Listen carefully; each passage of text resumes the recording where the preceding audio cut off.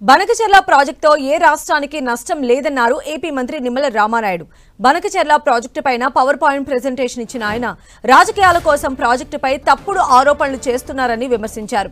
గత 50 ఏళ్లుగా 3000 టీఎంసీల నీరు వృధాగా పోతుందని, అందులోంచి కేవలం 200 టీఎంసీల నీటిని వాడుకునేందుకు ఈ బనకచెర్ల ప్రాజెక్టు నిర్మాణమన్నారు.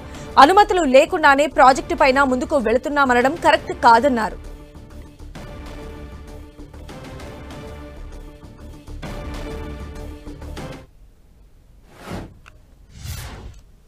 కొన్ని రోజులుగా ఈ పోలవరం బనకచెర్ల మీద మరి కొన్ని అసత్యాలు వాస్తవాల్ని వక్రీకరించి ప్రెస్ ద్వారా చెప్తూ ఉన్నారు. అటువంటి స్థితి నుంచి ఏది వాస్తవాలు ఏది అవాస్తవాలు ఏవి నిజాలు అనేది పోలవరంకు సంబంధించి ఏదైతే గోదావరి నది ఏదైతే ఉందో ప్రతి సంవత్సరం కూడా 3000 టీఎంసీల నీరు మరి వృధాగా సముద్రంలో కలిసిపోతున్నటువంటి పరిస్థితి మనందరికీ తెలుసు.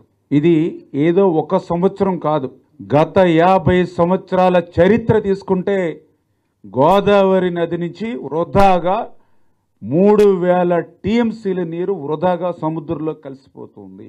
200 టీఎంసీల చొప్పున 100 రోజులు 200 టీఎంసీల నీరుని మనం యొక్క పోలవరం బనకచెర్ల ప్రాజెక్టుకు తీసుకురావాలనే ఉద్దేశమే ఈ ప్రాజెక్టు స్వరూపం అని చెప్పి తెలియజేసుకుంటూ, ఈ పోలవరం బనకచెర్ల ప్రాజెక్టు సంబంధించి 3 సెగ్మెంట్లుగా దీన్ని మనం నిర్మాణంలో వెళ్తూ ఉన్నాం.